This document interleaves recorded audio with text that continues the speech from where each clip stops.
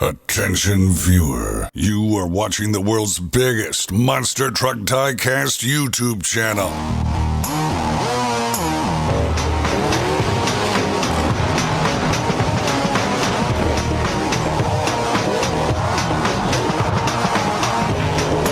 This is Monster Jam OCD. Well, hello Monster Jam fans and welcome back to another Monster Jam OCD video. Today we are finally taking a look at the full 2021 Spin Master Monster Jam poster. This is the rest of the 2021 season visualized on this poster.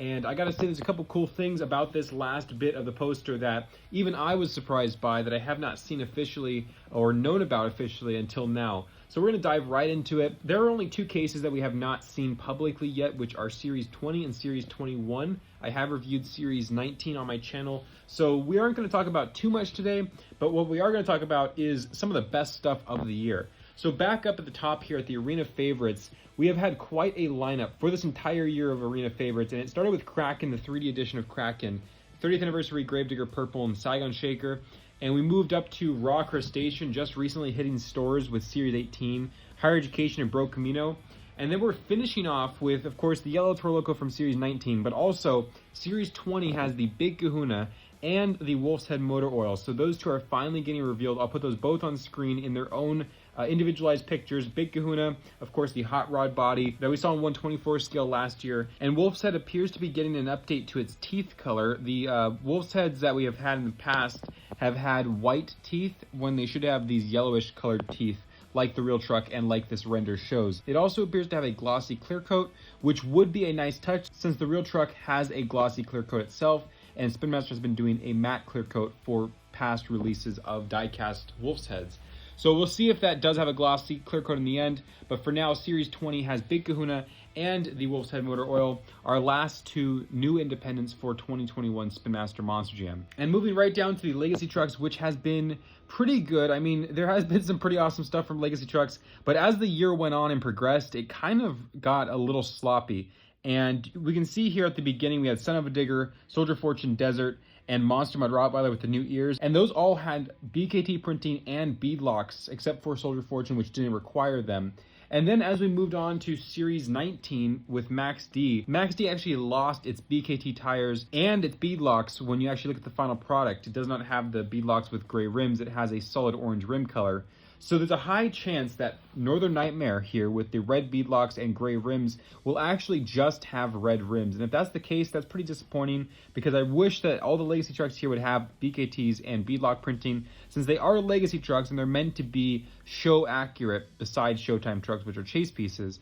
So it's kind of sad to see how they kind of degraded the Legacy Trucks over time this year, starting with super strong trucks and then moving on to kind of weaker ones progressively in terms of how they're set up. And then to finish the year for Legacy Trucks, people thought that this was going to be the Culvernard Gravedigger, and I also put my hat in the ring for it to be the Culvernard Gravedigger, seeing that we got in 1/24 scale, but it actually turns out to be a plastic body chrome Gravedigger, which is the one that Adam Anderson drove at World Finals 18's Gravedigger 35th Anniversary Encore. So this is a very exciting Gravedigger release because we have never seen this Gravedigger released with a plastic body on a metal frame in 1/64 scale to actually simulate the real chrome effect that the truck used. So I am beyond excited to see how Spin Master's first official chrome-wrapped body is going to turn out, and of course Gravedigger is the debuting truck for it, so it is undeniable that that is chrome. If it's not chrome in the end, I'm going to be absolutely devastated, because this is clearly advertising a chrome body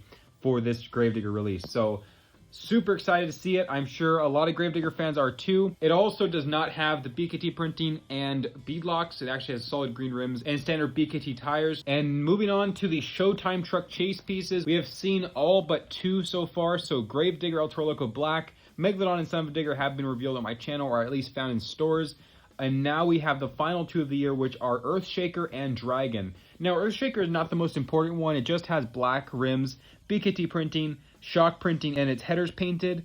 But the Dragon is extremely significant because if it actually has this exact rim setup, this will be the first time we have what we call Feld Fleet rims, which are black beadlocks over gray rims. That is the standard rim choice they run on most of their Monster Jam Fleet trucks. And if this is actually a release with the black beadlocks and gray rims, this will be an extremely important piece for many customizers across the community, because they can now take those rims and swap them onto every single standard Monster Jam truck that they have, if they choose to do so, of course, for custom real-life event-looking trucks. So replicas have become even more possible with these rims. I'm super excited to see what the customizer community will do with these if they are released with black beadlocks. And then moving on, we have our last elemental truck, which is the Pirate's Curse Water. So we had quite a lineup of elemental trucks this year. We started with Zombie and EarthShaker from the Team Earth series, moved on to this insane-looking Gravedigger Fire.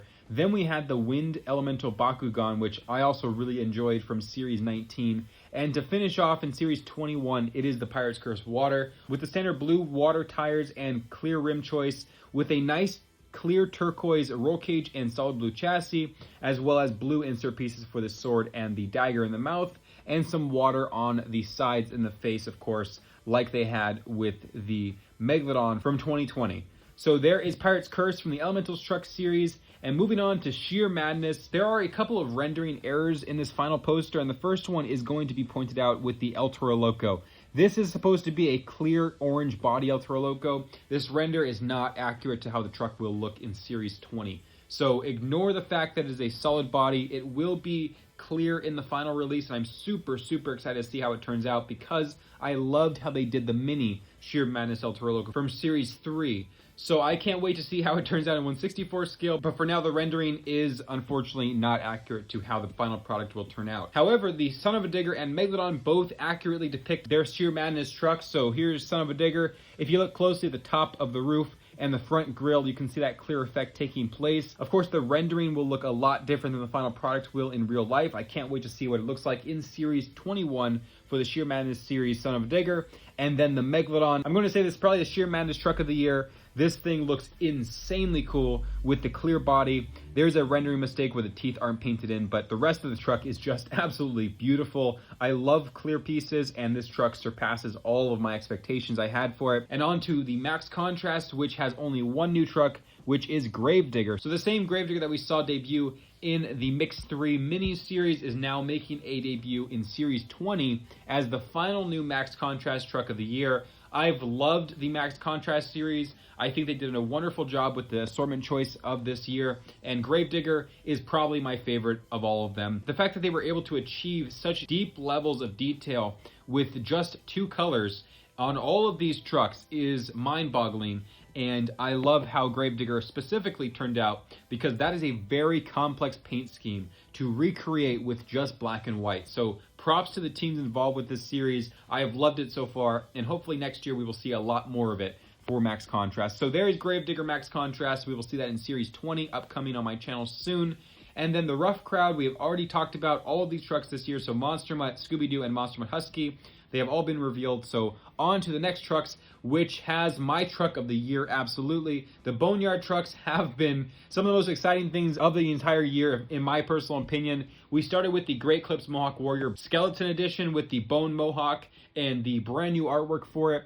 We moved on to one of two Encore World Final 16 zombie paint schemes, which was the Burn Victim with the brand new casting and brand new arms on the Boneyard frame. Anyone that is a Monster Jam fan or knows history of the sport flipped out for this release, because we have been waiting years since the Encore to have accurately produced zombie Encore trucks, and the Burn Victim was phenomenal for its first release. And then I also promised that at the end of the year, the next Encore zombie would be Biker Zombie, which is, in most people's eyes, the best zombie from the Encore, because it was so heavily detailed, and we barely got to see any of it, only aftermath photos and renderings. So to have a toy release of it was really exciting to know that was going to happen, because now we can see all the detail of the truck up close. And this is the final product, the product of a year and a half of planning and detailing and producing this truck. Thanks to Neil Vandenberg and Jordan at Spin Master and Monster Jam. Neil was definitely involved with a lot of the planning before he left Monster Jam, and Jordan executed this truck in the most astonishing way. I mean, this truck is my personal favorite Monster Jam truck that they have made from Spin Master, not including Independence. I have my own opinions on Independence, but anything that's Monster Jam owned, this is my favorite Monster Jam specific casting of all time. I have no idea if it will ever be surpassed, but the level of detail in this truck, I cannot wait to review it because I'm going to go into it really in depth. But for now, here's the render from this single position. We have a zombie biker that is almost 100% accurate. We have the eyeball that's popped out of its socket. We have the beard, the stubby left arm, and the opposite side actually has a brand new casted right arm. We have the intestines sticking out of the side of the truck, the American flag bandana with his legs and his jeans, and of course the entire truck is green, super detailed with all the blood spots,